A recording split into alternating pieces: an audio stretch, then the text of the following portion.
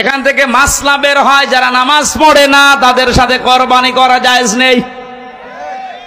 এলাকায় করেন কেউ? আপনারটাও হবে না।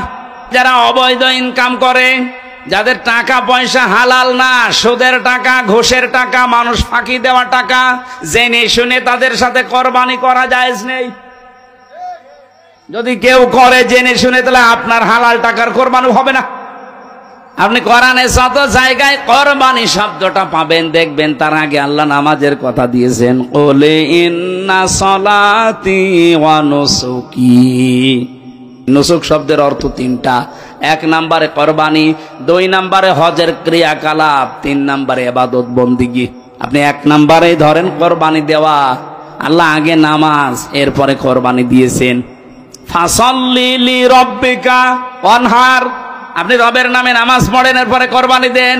এখান থেকে মাসলা বের হয়, যারা নামাজ পড়ে না তাদের সাথে কোরবানি করা জায়েজ নেই। এলাকায় করেন কেউ? আপনারটাও হবে না। হযরত আদম নবীর শরীয়ত যদি এখন থাকতো, কত বড় বড় হাসি সে ধরা খেত আল্লাহ ভালো জানে, আমরাও ধরা খেতাম। আল্লাহ পাক বলেন, ইযিন করবা কুরবানান ফাতুকবিলা মিন আহাদিহিমা ওয়া লাম ইউতাকাব্বাল মিনাল আখার। হযরতে আদম আলাইহিস সালামের এই 2 সন্তান কোরবানি করেছিল আদম নবীর কথা মতো, যে চাটিয়াল ময়দানে পশু জবাই করে রেখে আসো, আকাশ থেকে আগুনের ঝলক এসে পুড়িয়ে ফেলবে। ওই জামানার কোরবানি ছিল এইটা। কথা বুঝতেছেন? হযরতে আদম নবীর ওই জামানার শরীয়ত ছিল এরকম। আপনি কোরবানি জবাই করে রেখে আসবেন চাটিয়াল ময়দানে, আকাশ থেকে আগুনের ঝলক এসে পুড়িয়ে ফেলবে, তাহলে বুঝবেন আপনার টাকা হালাল, ওইটা কবুল হয়েছে। আর যারটা পোড়াবে না, অভাবে থেকে যাবে, তার বুঝতে হবে টাকার ভেতরে 2 নাম্বারই আছে। আমার মনে হয় এই শরীয়ত যদি আজ বাংলাদেশে থাকতো, কত মানুষ যে ধরা খেত আল্লাহ ভালো জানে। এই জন্য, কারণ আজ হাজারো মানুষ কোরবানি দিচ্ছে। আজ 50টা আকিস গ্রুপে কোরবানি দেবে, আমার মনে হয় কয়েকশো টাকা যদি রিকশা চালকের মতো হালাল ইনকাম করে কোরবানি দেওয়া লাগতো, এভাবে হাজার হাজার গরু আমরা একজনকে কোরবানি দিতে দেখতাম না। চাটিয়াল ময়দানে রেখে আসার কারণে যখন কবুল হয়নি, ওকে শয়তান তখন ধোঁকা দিয়েছে, পথের এই কাঁটা, এই ভাই এটাই সরিয়ে ফেল, তাহলে সুন্দরী মেয়েকে তুই পেয়ে যাবি। আল্লাহ পাক বলেন, একজনেরটা কবুল হয়েছিল, ওয়ালাম ইয়াতাকাব্বাল মিনাল আখার, আর যারটা কবুল হয়নি, এই লোকটা ডাক দিয়ে বলেছে, এই কাবিল, ক্বালা লা আকতুলান্নাকা, অবশ্যই আমি তোরে আজকে আর এখান থেকে বাড়ি যেতে দেব না, তোরে মেরে ফেলবো। আজ বাংলাদেশে আপনি আয়াতটা মিলাবেন, বৈধভাবে সৎভাবে অনেকের সাথে অনেকে চরিত্র দিয়ে পেরে উঠতে পারে না, তখন তাকে রাস্তা থেকে সরিয়ে দেওয়ার ব্যবস্থা করে। দিনাজপুর বাসে যখন ওরটা কবুল হয়নি, তখন হাত বাড়িয়েছে, ক্বালা লা আকতুলান্নাকা, আমি তোকে মেরে ফেলবো। যাকে মেরে ফেলার জন্য হুমকি দিয়েছে হযরতে আদম নবীর সন্তান হাবিল, এ কিন্তু আর হাত উত্তোলন করেনি মেরে ফেলার জন্য, তিনি একটা কথা শুনিয়েছিলেন ভাইকে। আজ আমরা যারা একামতে দিনের সাথে আছে, এদেশে ইসলাম কায়েম হোক, এই নেশা, এই পেশা নিয়ে ঘুরি, তাদের ওই একই কথা। এত অত্যাচার, এত জুলুম, এত নির্যাতন সহ্য করার পরও আমরা পাল্টা আক্রমণ করি না। আমরা আদম নবীর সন্তান হাবিলের মতো এই কথাই বলি, ক্বালা ইন্নামা ইয়াতাকাব্বালুল্লাহু মিনাল মুত্তাকিন। হে ভাই কাবিল, তোমারটা কবুল হয়নি, এজন্য তুমি আমাকে মেরে ফেলতে চাও। আমি তোমাকে মারার জন্য হাত বাড়াবো না, তোমাকে মেরেও ফেলতে চাইবো না। ভালো করে শুনে রাখো, আল্লাহ পাক কিন্তু মুত্তাকি যারা, তাদের কোরবানি দুনিয়ায় কবুল করে থাকেন। এই আয়াত দিয়ে প্রমাণ হয়, সামনে কোরবানি কবুল হবে শুধু বাংলাদেশে তাদের, যে মানুষগুলো দুনিয়ায় মুত্তাকি। মুত্তাকি কি?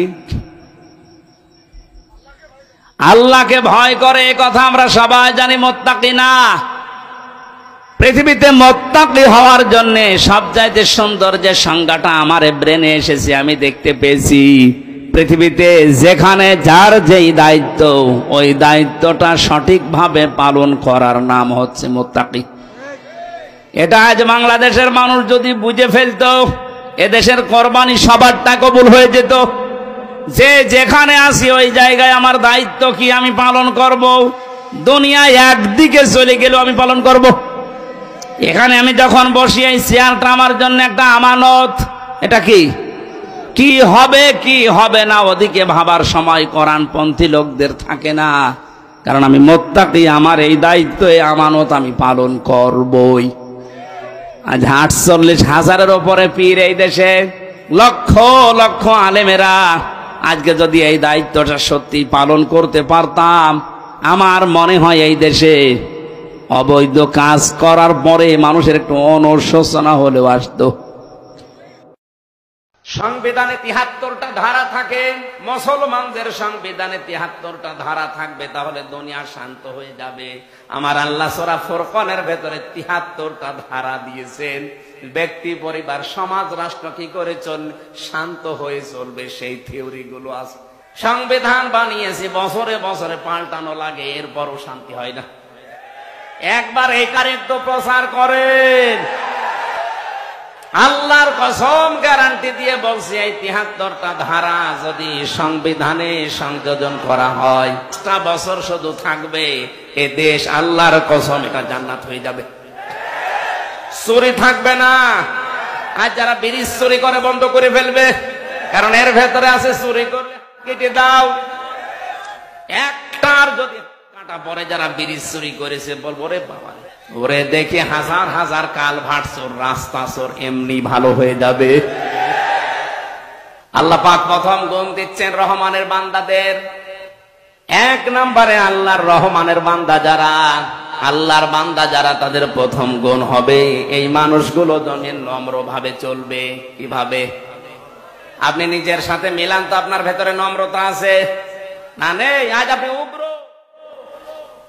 উগ্র ভাব যাদের, এগুলো শয়তানের বান্দা, আর যারা নম্র এগুলো রহমানের বান্দা।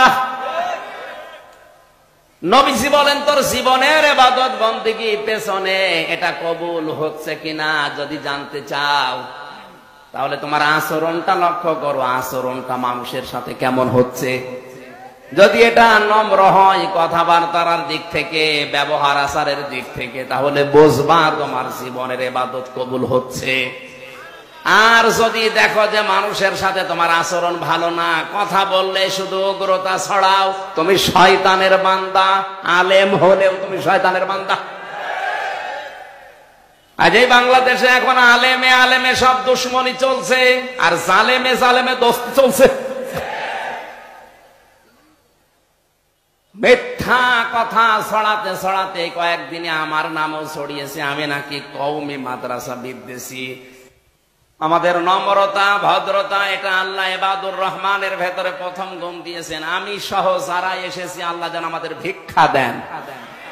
ওয়াইযা খাতাবাহুমুল জাহিলুনা ক্বালু সালামা, যখন কথা বলবেন এই অজ্ঞ, এই মূর্খ এদের সাথে কথা বললে, জাহেলদের সাথে বলবেন ভাই ঠিক আছে। এখন আজ জাহেল রাজা শুরু করেছে, এখন তো এইটা বলা ছাড়া দেখছে উপায় নেই। ডক্টর আবুল কালাম আজাদ বাসার ভাই একবার বলছিল যে, রংপুরে যাচ্ছিলাম এক মাহফিলে, গাড়ি নিয়ে আসি না, বাসে যাচ্ছিলাম, হঠাৎ আমি হেল্পারকে বললাম, ভাই গাড়িটা থামান, আমি একটু নামাজ পড়ি। না, নামাজ পড়ার জন্য সময় এখন আমাদের হাতে নেই, গাড়ি ঠিক মতো পৌঁছানো লাগবে, আপনি গাড়িতেই নামাজ পড়ি না। গাড়িতে তো নামাজ পড়ে নেব, তো পশ্চিম কোন দিকে? হেল্পার ডাক দিয়ে বলছে, হুজুর গাড়িতে পশ্চিম লাগে না। ফতোয়া দিচ্ছে, অথচ লোকটা ডক্টর, তারে ফতোয়া দিচ্ছে যে হুজুর গাড়িতে পশ্চিম লাগে না। মানে তখন রেগে গেছে, এই বেটা, হুজুর তুই না আমি, তোরে আমি জিজ্ঞাসা করলাম একটু থামা, থামালি না, পশ্চিম কোন দিকে তাও বলিস না, তুই ফতোয়া দিলি, তুই ফতোয়া বুঝিস। সত্যি করে বলা, আসলে পশ্চিম কোন দিকে? হুজুর আমি জানি না।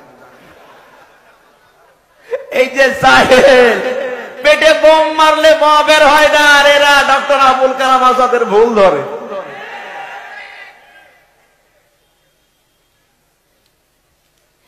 তিন নম্বরে আল্লাহ পাক বলেন, হে নবী,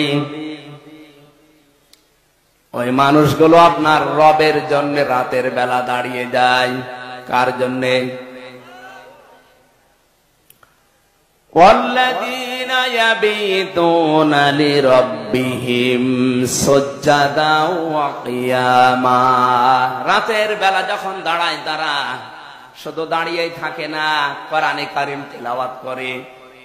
জেলখানার ভেতরে মাওলানা মামুনুল হককে দেখেছি রাত 2টা 2:30টার সময় উঠে 4 পারা 5 পারা দাঁড়িয়ে দাঁড়িয়ে, এখন 50 বছর বয়স, তাও পড়তেছে। আমার 33 বছর বয়স, আমার পা লেগে যায় 2 পারা পড়তে, অথচ বেটার মাথায় ব্যথা। দেখবেন যখন আদালতে আসে তখন কোনের ভেতরে ভর দিয়ে আসে, অথচ এরপরও জেলের ভেতরে থাকাকালীন প্রতিদিন এই 3টা বছরে তাদের তাহাজ্জুদ আর নফল নামাজ মিলে প্রায় 6-7 পারা করে পড়ে। আমরা পারি না। আমিও তো হাফেজ, আমার মাজাও ব্যথা না, পাও ব্যথা না, 2 পারা পড়তে গেলে কেমন যেন লাগে। আমার বয়স 33, ওনার বয়স 50, তারপরও ইবাদতে আমি পারছি না ওনার সাথে। কারণ ইবাদতের ভেতরে একটা মজা আছে। যদি রাতের বেলা তাহাজ্জুদ নামাজে আপনি কান্না করতে পারেন সেজদা দিয়ে, স্ত্রী ব্যবহারে ওই শান্তি পাবেন না। এ পৃথিবীতে আমাদের কাছে সবচাইতে বেশি আনন্দের কাজ মনে হয় স্ত্রীর ব্যবহার। কথা বলেন না কেন? কিন্তু তাহাজ্জুদের নামাজে যদি আপনি গুনার কথাগুলো স্মরণ করে কান্না করতে পারেন বড় একটা সেজদা দিয়ে, এমন একটা আনন্দ পাবেন, মজা পাবেন, দেখবেন দুনিয়াতে ওই মজা আর কোথাও নেই। ইবাদুর রহমানদের এই গুণটা অর্জন করা দরকার। আল্লাহ তুমি আমাদেরকে দান করো, বলেন আমিন। 4 নম্বরে পেয়েছি তারা জাহান্নাম থেকে আল্লাহর কাছে পানা চাবে। প্রতিদিনই আমলটা করবেন 24 ঘন্টায়, যে কোনো সময়, আল্লাহুম্মা আজিরনি মিনান নার, আল্লাহ তুমি যাই করো জাহান্নামে আমারে দিও না। 5 নম্বরে দান করতে গিয়ে ফকির হয়ে যাবেন না, আবার কৃপণতা করবেন না, মধ্যম পন্থায় থাকবেন। 6 নম্বরে আল্লাহ ছাড়া কাউকে ডাকা যাবে না। আজ বাংলাদেশে আল্লাহ কেউ ডাকে, মাঝামাঝি অন্য কাউকেও ডাকছে। এই যে ব্রাহ্মণবাড়িয়া এলাকায় যারা আল্লাহকে ডাকতেছে, অধিকাংশ দরবার গুলোতে কিছুক্ষণ ইয়া আল্লাহ ইয়া আল্লাহ, এরপর ইয়া আলী বাবা, শাহ আলী বাবা, দয়াল বাবা, খাজা বাবা, এই কথা বলছেন এখানে। এগুলো হারাম। এটা রহমানের বান্দার গুণ না, শয়তানের বান্দার গুণ। 7 নম্বরে অন্যায় ভাবে কাউকে হত্যা করা যাবে না, রায়ও দেওয়া যাবে না। 9 নম্বরে জিনা করা যাবে না। এখানে 3টা বললাম পরপর। আল্লাহ বাদে অন্য কাউকে যারা ডাকে, অথবা আল্লাহকে ডাকে পাশাপাশি অন্য কাউকে যারা জুড়ে দেয়। 2 নম্বরে যারা অন্যায় ভাবে মানুষ হত্যা করে। 3 নম্বরে যারা জিনা করে। এই 3টা পাপের শাস্তি হবে ডবল। কি হবে? আল্লাহ আমাদের হেফাজত করুন। আমার অনার্সের সার্টিফিকেট তুলতে গিয়েছিলাম বিশ্ববিদ্যালয়ে, মাস্টার্সের টানতে গেলাম, যিনি দায়িত্বে আছেন বললাম স্যার একটু সই করে দিলেই হয়ে যায়। আমারে বলছে হামজা তাড়াতাড়ি করো। স্যার আমি তো তাড়াতাড়ি করছি। কিছুক্ষণ পরে বললাম স্যার আমি গাড়ি ধরবো, একটু তাড়াতাড়ি দিলে ভালো হতো। তুমিও তাড়াতাড়ি করো, আমি জোহরের নামাজের জামাত ধরবো। আমি তো কিছু প্রথমে বুঝতে পারি না, ডাক দিয়ে বললাম স্যার আপনি কি ইশারা দেন, আমি তো তাড়াতাড়ি করছি। স্যার এবার মুখ ফুটে বলে ফেলছে হামজা 2000 টাকা বের করো। বললাম ও আপনি নামাজে যাবেন, জোহরের নামাজে জামাত ধরবে, আপনার এইটা আসল জামাত। সরকার আপনার কাছ থেকে 8 ঘন্টা কিনে নিয়েছে, দায়িত্ব দিয়েছে কি 8 ঘন্টার ভেতরে ছেলে মেয়েরা আসবে, সই করে সিল মেরে আপনি কাগজটা দিয়ে দেবেন, এইটাই আপনার নামাজ। এই কথা বলেন না কেন? কথা বলেন না কেন?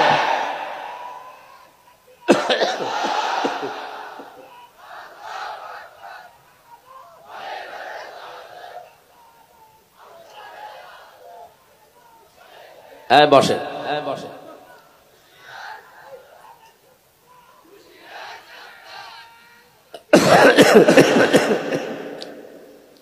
অথচ উনি নামাজ মনে করেছে ওই 5-7 মিনিট 10 মিনিট যেটা জামাতে নামাজ পড়বে ওইটাকে, আর এইটাকে উনি দুনিয়ার কাজ মনে করছে।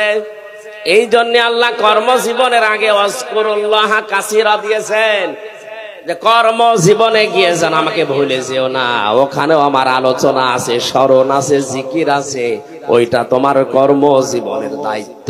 জোরে বলেন সুবহানাল্লাহ।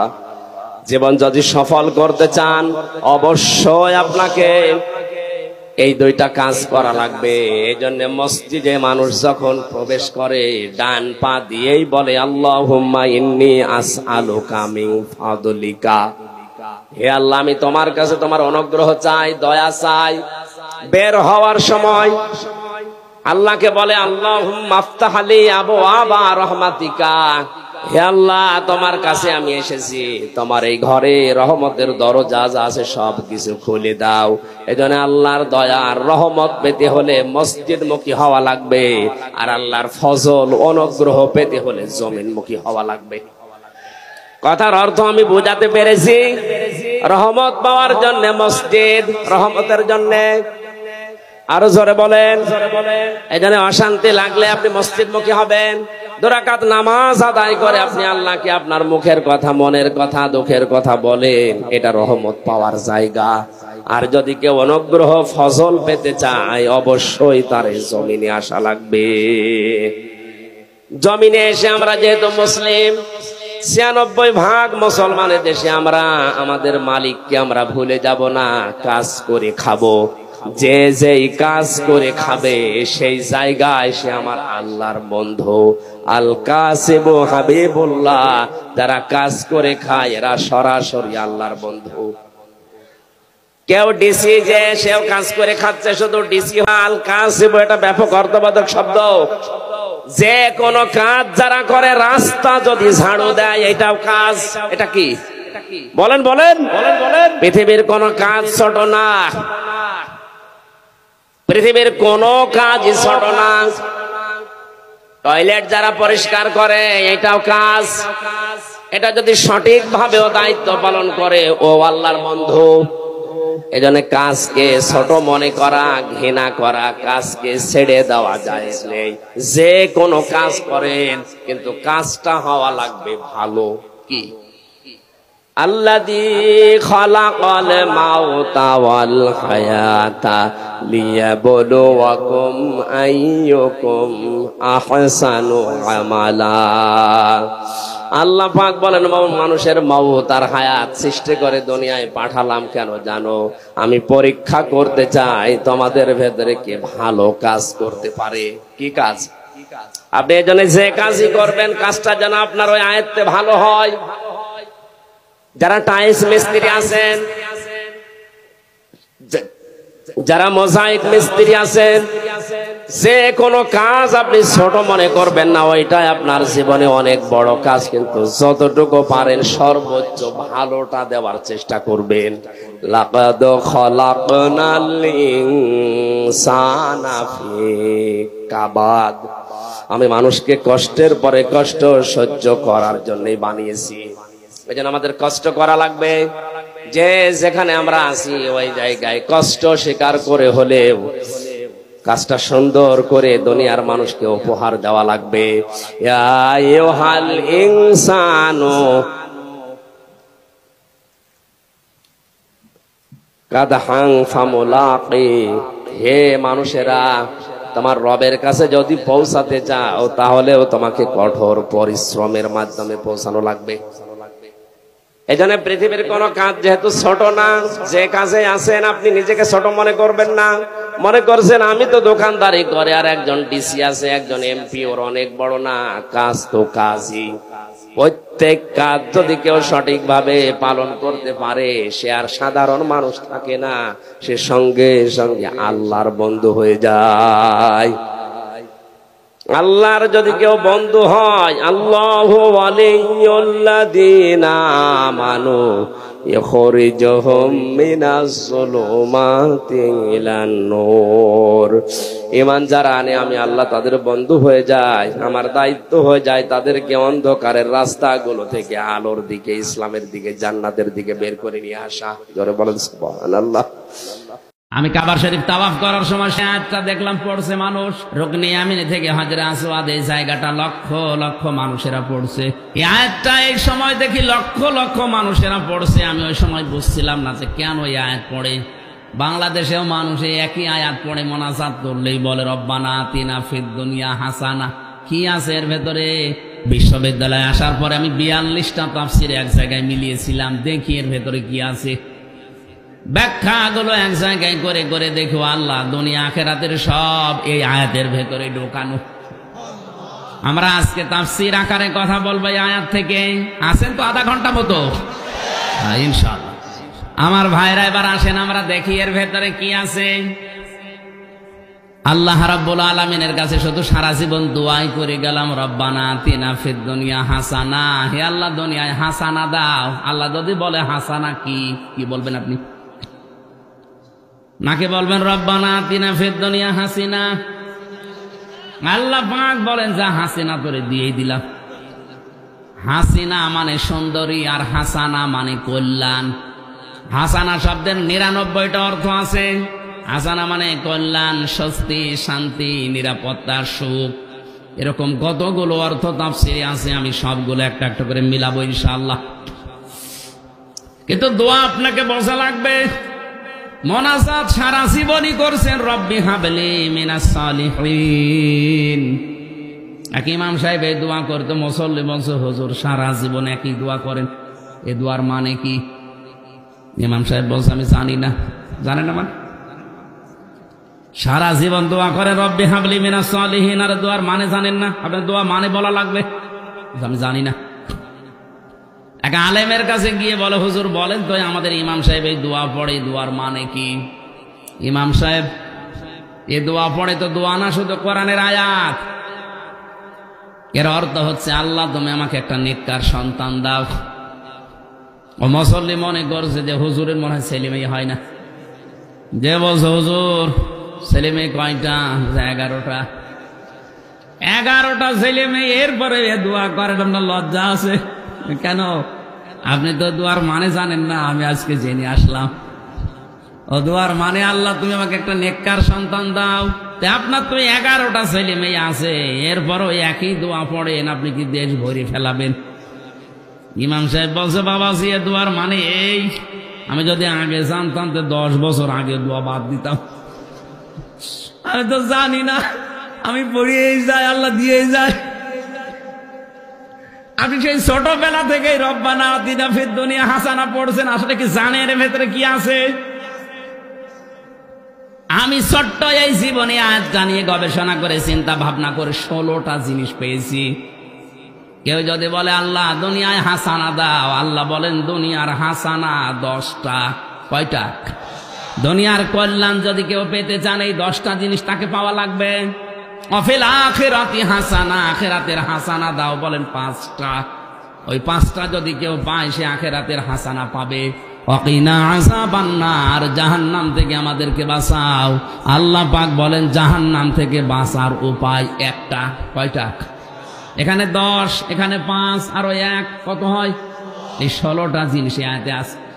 আসেন আমরা তাফসীর আকারে প্রবেশ করি। জবান খুলে কোরআনের আয়াত একবার পড়েন। আউযু বিল্লাহি মিনাশ শাইতানির রাজীম। বিসমিল্লাহির রহমানির রহিম।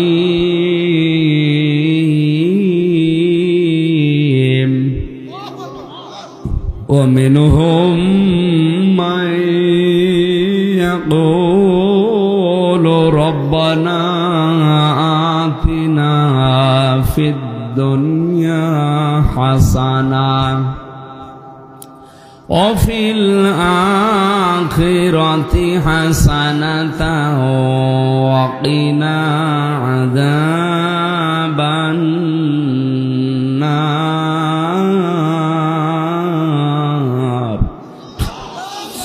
সূরা বাকারা কোন সূরা? 286টা আয়াত আছে, 40টা রুকু আছে। আমরা মাত্র একটা আয়াত পড়েছি, আয়াতের সংখ্যা 201। আপনি ভাবেন তো এই একটা আয়াতের ভেতরে যদি আমার মতো ছোট মানুষের দৃষ্টিতে এত কথা ধরা পড়ে, ওরা কোরআন শরীফের 6666 আয়াতে কত কথা আছে আপনারা মাথায় ধরবে না। এই জন্য আল্লাহ জানিয়েছেন কোরআনে, কুল্লাউ কানাল বাহরু মিদাদাল লিকালিমাতি রব্বি লানাফিদাল বাহরু ক্বাবলা আন তানফাদা কালিমাতু রব্বি ওয়ালাউ জিনা বিমিসলিহি মাদাদা। হে নবী, আপনি বলেন তামাম দুনিয়ার সব পানি যদি কালি হয়ে যায়, যত গাছ আছে সব যদি কলম হয়ে যায়, দুনিয়ার জিন আর মানুষেরা যদি তোমার রবের এই কথার ব্যাখ্যা লেখা শুরু করে, তামাম দুনিয়ার পানি একদিন শুকিয়ে যাবে, কোরআনের ব্যাখ্যা লিখে কোনোদিন শেষ হবে না। এই জন্য কোরআনে কারিমের তাফসীর শুনতে হলে এরকম মন নিয়ে শুনতে হয়, দিলের কান লাগিয়ে থাকবেন। অমিনহুম, তাদের ভেতরে অনেক মানুষ এমন আছে, মাইয়াকুলু, যারা বলে, বুঝতেছেন, দুনিয়ার ভেতরে অনেক মানুষ এমন আছে, আল্লাহ বলেন তারা বলে, ইয়াকুলু, এটা মুজারি, বর্তমান, ভবিষ্যৎ, প্রেজেন্ট, ফিউচার, এখন বলছে, ভবিষ্যতেও বলবে, এরকম কিছু মানুষ আছে। কি বলবে? রব্বানা আতিনা ফিদ দুনিয়া হাসানা, হে আল্লাহ তুমি আমাদেরকে দুনিয়ায় হাসানা দাও, কল্যাণ দাও। আল্লাহ পাক বলেন, দাঁড়া, তোর এই মোনাজাত কবুল হবে কিনা তুই নিজের জীবনে মিলা। যদি 10টা জিনিস তুই দুনিয়াতে পাস, তাহলে বুঝবি তুই দুনিয়ার হাসানা পেয়েছিস। নারায়ণগঞ্জবাসী এবার নিজেদের সাথে আপনি মিলাবেন, ছোটবেলা থেকেই তো এই মোনাজাত করছেন, দেখেন তো আপনি পেয়েছেন কিনা। 1 নম্বরে দুনিয়ার হাসানা, কোরআনে কারিম পাওয়া। কি পাওয়া? এখন যদি বলেন কোরআন তো পেয়েছি, কোরআন আমার ঘরে আছে, না। সূরা বাকারা 1ম নাম্বার পারা 18 নম্বর পৃষ্ঠা 4 নম্বর লাইনের 121 নম্বর আয়াতে এই আয়াতের দলিল দেওয়া আছে, আল্লাযীনা আতাইনাহুমুল কিতাবা ইয়াতলুনাহু হাক্কা তিলাওয়াতি। খুব ভালো করে শুনবেন, আল্লাহ পাক বলেন আমি যাদেরকে কিতাব দিয়েছি, কোরআন দিয়েছি, তারা এর হক আদায় করে তেলাওয়াত করে। হক আদায় করে পড়ার অর্থ 4টা। কয়টা?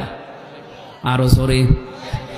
আপনি যদি বলেন আমি কোরআন পেয়েছি, দুনিয়ার হাসানা পেয়েছি, তাহলে 4টা জিনিস আপনাকে কোরআনের ব্যাপারে মানা লাগবে। আপনি এবার মিলাবেন এই 4টা পেয়েছেন কিনা। 1 নম্বরে কোরআন আপনাকে শুদ্ধ করে পড়তে হবে। পারেন আপনি? না। কত মানুষ পড়ে দেখি, যা যা নাসরুল্লাহি ওয়াল ফাত, হয়েছে? হ্যাঁ, না হয়নি। ইদা জা নাসরুল্লাহি ওয়াল ফাত, হয়েছে? হ্যাঁ, হয়নি। অথচ কেউ কিছু বলছে না, ওনারা মনে করছে হয়েছে। এখানে যে সোয়াদ ছিল, আমি সিন বললাম, অর্থ হয়ে গেছে আকাশ পাতাল। নুন সোয়াদ র নাসর মানে সাহায্য, আর নুন সিন র নাসর মানে ঈগল পাখি। আপনি মুখটা গোল না করে যদি সোজাসুজি বলতে চান আমার মতো, ইদা জা নাসরুল্লাহি ওয়াল ফাত, যখন আল্লাহর সাহায্য আসবে তখন আপনি বিজয় দেখতে পাবেন।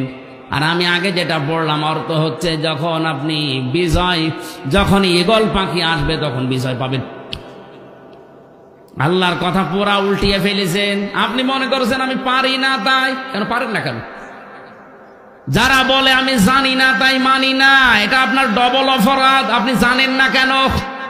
আপনাকে জানা লাগবে। কেউ দুনিয়ায় মায়ের পেট থেকে জেনে আসেনি, সবাই দুনিয়ায় এসে জেনেছে। ওরা যদি জানতে পারে, আপনি জানেন না কেন? যেন আজকে থেকে কোরআন শুদ্ধ করে পড়বো এই নিয়ত করেন। আপনি কোরআন পেয়েছেন বললেই তো হচ্ছে না, কোরআন শুদ্ধ করে পড়া জানা লাগবে। 2 নাম্বার এটা বোঝা লাগবে। এখানে 100 জনের 98 জন মানুষ কোরআন বুঝবে না। তাহলে দুনিয়ার হাসান আপনি কি পেলেন? খালি দোয়াই করে যাচ্ছেন, আপনার দোয়া ইমাম সাহেবের মতো মাঠে মারা যাচ্ছে, দোয়া করে যাচ্ছে, ছেলেমেয়ে হয়ে যাচ্ছে। রব্বানা আতিনা ফিদ দুনিয়া হাসানা শুধু বলা না, কোরআন আপনাকে পাওয়া লাগবে। এটা দুনিয়ার হাসানা, দুনিয়ার, আরো জোরে বলেন, আর কোরআন পাওয়ার অর্থ 1 নাম্বার শুদ্ধ করে পড়া, 2 নাম্বারে বোঝা, 3 নাম্বারে যতটুকু বুঝবেন ওর উপরে আমল করবেন।